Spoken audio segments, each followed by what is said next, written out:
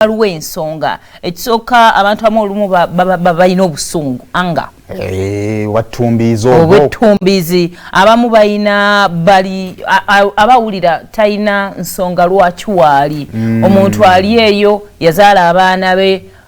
God forbid bonna ne bamufaako seen family nefiira mu kabenje nawulira nga they have no reason to live. Mwami we mukono mukyala we yamufaako nafuna mama akuza abaana oyafuna mama akuza abaana emotoka nejja nebasaabala bonna oba kwawona nako oba bonna bagwa kati ayezokera ku macha n'agamba where is my worth sina muwendo ndi useless badde nzuka ku saa 12 genda kukolera abaana nga neddobozi lingamba abaana kati bonna bagenze natandika okwerumyanga mulinga awulira buno bulumi obuli mu ndagala bu expressing abamu obuwa bw'omu ennaku ng'emuluma abakuleseewo omulenzi ogwobadde oyagala obulamu bwonna omusaayi gwe gw'okubira Remi yatugamba alina okukubira mwami Bindeba n'amugamba breathe kati oyongoyonga yakuleseewo ng'otandika okwerumya mwami Bindeba tokikola swallow your saliva honey wamize ku malusu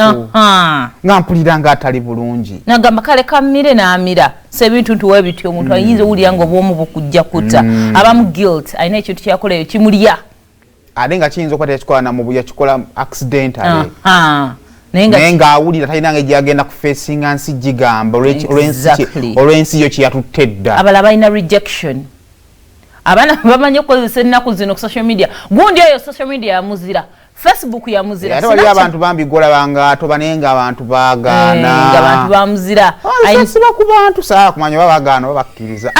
ali ku TV atababuliro nakwaje nakola nokola ku Facebook n'agamba mu following ne bagaana noyita pate ne bagaana besonyiwe kola bibyo banalabanga tobafaako bajja kujja okitegeera abalala bo balina self hatred omuntu nga teyeyagala nga tokkiririzaamu olaba gwatasaanidde toweyagala ng'omuntu buli wotunuulira nawe comparing nga nampijjanga ina akabina kanene nze bawulayini katonda namukola ki ate ng'ogezaako n'otunula bwoti n'okabinuza ng'olinganga ennumba nekagaana n'ogamba owa omuntu owe akoze kino sanga naawulira bulungi abamu balowooza baba balina ebintu byebagala omanaging omwo mulimu za anxiety ebyo byonna omuntu aba amanyi muli bw'anaabikola ajja kuba awulira bulungi abantu balina kati lwaki omuntu akola kino kulwokubanga muli ayina ekiruyi ayina self hatred kati olumu aba ayagala obulumi buli obuli munda obulumi abantu webagamba omuntu nagamba nina obulumi ku mutima nga someone can't even say what they are feeling they can't even express nze nasetegeera webale bamulesa obulumi buli ku mmeme wali talina bwakikunyonyola kati nayagala pain eri munda agize kungulu abere distracted bwe naabeera nga nina ebbo wano nga nina obulumi wano oba okumutima nyinza obwerabira njafokasiza ayagala okukozesa pain ey'okumirimu the physical pain okutta pain ey'okumutima etalagika kwa kibeera wano ndowooza olumu fena tweka twali tuyiseeko mu pain eyo naye yinza okubenzebwa ey'okunnyonnyola naye oba ali ofiiriddwako n'otakaaba ekintu kyo kyowulira nga kifuluma tekifuluma kibeera wakati awo ku mutima ng'oyo kikutta omuntu aba alina ebbo oba nga yamenyeka okugulu buli omusanga nga awenyera he will get a sorry olabye n'obulumi naye omuntu alina obulumi bw'okumutima tojja kumanya ajja sirika atambula konteyina eyo yagudde mu nnyanja teryakimanyi okyalabika bulungi oli healthy nga bw'otunula bw'oti oli mulamu naye obulumi bw'olina ku mutima so because no one can even come and say sorry and all that abantu balowooza oba olyokke ne nga tolyokke saaba mbagamba kambwetimbe kungulu osanga ensi weno emanya nti mpita mu bulumi voice note bakalaba abamu baba baagala okulaga nti they are depressed and everything because tojja kumanya kankunnyonnyole kankuweleza voice note otegeera ti munnaye kyempitamu kinene nkaabe ku maziga bwe nkweleza ekifaananyi tonfuna kakati abamu abantu abasinga ekisero abamu ekireeta olumu bino olumu peer pressure olwokubanga nalaba mwana emyaka gy'ekivubuka nze nabagamba abantu abamu bwe baba bakuze Chibula, some people are very patient n'abavubuka because omuvubuka buli kimu kyayitamu yali akiyiseemu. Abantu bakozeseza some people out there but CEO baz company bambala amasuuti bavuga motoka ez'ebbeeyi nabo boolaba banywa bafuwa ku busigala buno sponge obusigalayo obuyagayaga obwenge ng'obusigalidde buli kimu bakikoze until when you grow up then you figure out kiriwo ekirungi kiriwo ekibi n'ozuulawo kyekikolera n'ogamba kati ono kasasiro yakati popula bwe nazinganga n'enfuwa nfunyeemu yasikwatanga empale n'ogisipa n'ogiteeka eno wansi mu makugunyo ogenda waba tenyumirayo nowetereza abamu kyobulanga abantu abamu bwakula n'asigala mu mbeera eyo bafuuka ekisekererwa because mulimu ababibaddemu babivuddemu namuzeeyo ono lwaki ewantu etavaya n'atuuka ddi gy'alaga nga yeesibyawo. Thank you. So abantu abamu babadde mu mbeera eyo naye omu n'atuuka nga weegomba bya munno byakoze peer pressure mwana gwe olaba okubeera owakabi olina okwesala wano olina okukola bwoti kiraga nti oli bad olumu peer pressure adamu najja wano nga yambadde zino zikodro zimanyi zino ezaali z'abalwapa ab'edda ezo n'olemwa kati nga yambadde kitopya kikyusizza bwati gamba muzeeyi yabadde aba yakayinya n'akubonga kati hafi wasuza otya buladi n'otya then abalala babamu balina issues mu bulamu bwesanga abawala abamu eyo they were sexually abused emotionally omuntu ng'alinga omulamu bwati naye nga waliwo gy'abeera eyo nga mulimu ekintu ate omwala yali ankubiddeko essimu awo yali agala nakumpa interview naye ng'atya naye nga ekisinga okumuluma yali agenze kusaba mulimu gayi n'amugamba gye amukusanga ku hoteri twogere from nowhere gayi n'amukwata so agenda kugamba kanti bankwata wajja mubuuza wali ozunga ogenda agwo oli mwana mutoli wa oba okitegeera naye nga wakati awo ekyali kimu driving lyali essuubi nti musajja abuvunaanyizibwa ayinza okuba hoteri yiye kati nga okukinnyonnyola abantu kirabikanga yali ayagala gayi kubanga olaba emboozi engeri gyerabikamu musajja yakuyita ku hoteri gw'oli mwana muto ate abantu awo we bajajingira naye kati nga ye ekikulu ekimuli ku mutima kinene nnyo nnyo nnyo nnyo nnyo kyawuli ayagala kukifulumya naye ate bw'anaakifulumya ensi eyinza omujajinga kati n'abeere ng'ali wakati awo so embeera bwe zityo omuntu amaliriza ng'agamba wa oba nkole bwe nti naawulira bulungi abantu abalala balina obuzibu ku mitwe balalu omuntu agenda batabukako omuntu agenda batabukako naye mwe temukiraba omuntu neyeefumita omanya yogayo omulasita yeewumula feesi yonna nga mu Uganda abeera nnyo okushoza abarasta ne gundi yabaddeyo eno ku Rostan Drive yeewumula feesi yonna but that guy has been like that for years namulanga kwa amnesia ngenda likulampola kale for him ayinza okuba yalina engeri gya kukicontrollingamu omulala n'otandika omukopa because tosobola kwewumula everywhere ono omimbi gwenda wanaatera okugwa eddalu yeewumudde buli wamu byakola naye nga omuntu agenda agira olumu ayinza okuba nga buli lwanyiiga ng'agenda yeteekako akatuli ku liiso buli lwanyiiga nga ku nnyindo ayongerako buli lwanyiiga ng'afumita olulimi buli wabako ekimunyiiza some people that's how they express their anger nga ye buli wanyiiga nga yenna ajjudde ebintu naye nga baalaga busungu bwe so omuntu muba mulina omuyamba abala drug abuse bwanywa akayaga neyeesala nabeera nga fuse badi nabeera nga ye kati jjukira ebintu ebyo olumu ebitamiiza oba bikusanyalaza ati obeera olumu towulira bulumi omuntu neyeekola ekintu gugenda omumuggwako ng'ate ayina ebbwa nani bagamba enyaga buli omu mutuma kiki waloba yeebasa obwebasa nga ye bwaginywa yeebaka nazuukuka enkeera abalala ebawa maanyi omulala yamubuusa kuva ku kizimbe paka wansi yali njaga ate kyali mubamukwata ne muka omusajja n'abuuka jotulo sleepwalking please abantu bano beexpressinga batya ebintu bino mba mubirabyo to the parents abaana abato babebi baffe bino ebintu nabisomako nga ndi lubuto training myself to be a mother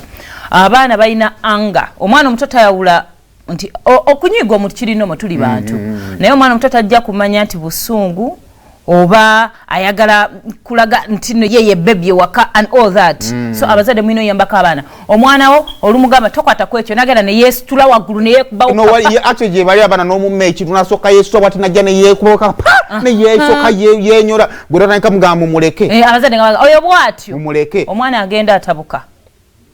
oyina mutereza omulaga nti kyakoze kibi nti buno obusungu bwatumbiza abantu abamu bakuze nabo so as a parent osobola omucontrolling abakyala oba omwana ngenda nakwekuba kulwokuba nga yoyina kyo nomuga tonkuba kola kubanga bwagwa wali obusungu najagala bumalia kuba mmene nga tonkuba koye natandika okwesabula na kwatu omuntu natandika okuba ku kisenge natandika okuba ku kisenge so abaana mbayambe ngo obudde bukyali because waliwo kya expressing so to down otandika ogamba oyo bwatyo kijja kula kive mu kuba omutwe ku gundi kidde ku kyapaka kinako okutuka mu mulowooza wa bwakwana n'omutwe guno ku kisenge alina kya damaginga busiwetyo bwe tulaga obusungu so abalala batandika okwesalasala abantu besalira nno ddala. We've seen that mu movies ng'omwana alina kyalaga abazadde. Movies teziriwo kunyumirwa zisomesa. Then nakwata obejjirita oba mpiso nahandika okwewandiikako biki nahandika okubako kyalaga. Abalala bayina obulumi ng'alabika kungulu nga kikyenaga the emotionally abused. Naye koloka nga seimu njagala nkulaga nti mu bufumbo gyendi oba oli mama nga watatange sitebitambula bulungi kati maybe wonolaba zino enkovu. Abasajja bangi oba abakyala bangi nga bwe batuuka eno mu community tugabanange nga buli omu yandiyagadde abeereko nga gundi ne gundi naye nga munda muli things are not okay. So it is some form of communication. Ate kisinga okuluma abantu ali mu relationship ali mu bufumbo kyayitamu kinene niwe wakuba wafuluma ekikomera bafulumira mu motoka za bbeeyi ayambadde engoye za bbeeyi abaana kubanga munanga abaana omuntu batera kulaga kifawaka abaana basanyufu kati musajja nga olumu ayinza okuba alina nebyavuga bavuga byabufuzi bye ba businessman wa musajja wa amaanyi bali influential ne mutuuka mu bantu nakukwata ku mukono ababalaba mu kkubo batandika okubawaana bane tubenyumirizamu nnyo naye nga ku mutima olina owulira ekintu ekikutta tosobola kukinyonnyola kubanga ne bwona kinyonyola bagenda kugamba bakazi babaki omusajja akwagala bw'ati akuwaana mu bantu kakati nga the only thing kyosobola okukola kukituusa ku ggwe kati bwakyetuusa ku mugero ono nga alina enkovu ku mukono omuntu yenna olaba omuntu gw'obadde osuubira kuti kiki ekino era obanga oba omumanyi mukwano gojja mubuuza waayo obadde ki then maybe someone can open up so you pay attention abe scratchinga and even kids batero kikola ne yekwagula kubanga anyize ne yekwagula yena even babies obuto obuyonka butera okwekwagula abakanyigidde kyako anti olumo ayonse bere teririmu mata kagalanga yekwagudde bwati mu face it is communication abazadde you know era bwatandika okuyonka mama we obimba temuli matanga atandika omuluma they are communicating because they can't speak so they will communicate abantu beyokya they burn themselves na leza kando ne yeyokya muli awulira ayagala obulumi abumalire kwekyo ekintu most common methods of self harm kuliko okwesala self-hitting chiche tugabe omuntu akwata omutwe nakuba ku kisenge emugamba ona abadde ki then n'okweyocha wali percentage y'okweyocha yemuku eri ku 28%. Abalala balina symbols ze bateekawo oba ali harm because some people actually read olumu n'abantu omanyi ebintu bino tugenda tubirowooza nti biri mu bantu eri ayina ekyewuunyisa mu life eno abantu abali mu mbeera mu bulamu bwaffe obwa ghetto sente kiraka ze tutayina nnyo naye ebiseera ebisinga life is okay bulamu bwira bulungi ebirubirwa tuba na bitono naye bano abantu ayina emmere ayina ekyokulya buli kimu kitambula bulungi there is something olumu kye baba bayitamu ekyamaanyi omuntu ayina kibuga ayagala kuzimba kibuga you know it is a lot of byakipinze ku muto kati they go ahead and read bamanyi nti omuntu kati waliwo akantu kennalaba mu movie nti social media bw'obanga omwana agenda kubeera bw'obanga waliwo omuntu ayagala something is going on your social media oba ayagala ku kidnapping oba kuwamba oba ki waliwo symbol gy'osobola okukozesa nga wonogamba nti this means peace oba omuntu akukidnappinze oli mu motoka osobola ogiteeka ku motoka wali oli drive oli n'asobola n'amanya this person is kidnapped akwaffe tetubisomesa nnyo baana baffe birawo nga mu movie abazungu babisomesa abaana tiwona okola simbo bweti omuntu ajja manya things are not fine no omuntu sabantu ojja kwesanga nga sokwekubako simbo eraga nti no things are not going on well mu bulamu bwe kakati kitegeeza ki ku lunaku olwaleero nti si buli omu nti najja kuvaayo agamba nti mpita mu kino oba mu kino bagenda kikozesa ku sayinsi ku mibiri gyabwe intention yoono omuntu eyeesaze eyeewumudde eyekozeeko ebintu byonna olumu aba tayagala kwetta but they are communicating naye gye kigenda okuggwera because wooneesala n'osala omusuwa guno guyinza olemererwa abasawo okuddamu okugira ojja maliza ng'omuntu ableedinze to death So bwobanga oli awo ng'olaba omuntu wo, things are not adding up. Ayina ebintu mugambe gwe weesalanga biki, like try to communicate and help. Nawe wenyini oba oyitamu eyo embeera naye ng'olaba you can still speak to someone, ba yogerako n'omuntu ofune obuyambi. This is Uganda, mental health tetukitwala nga kikulu and it is a very big problem. Kati eno y'entambuza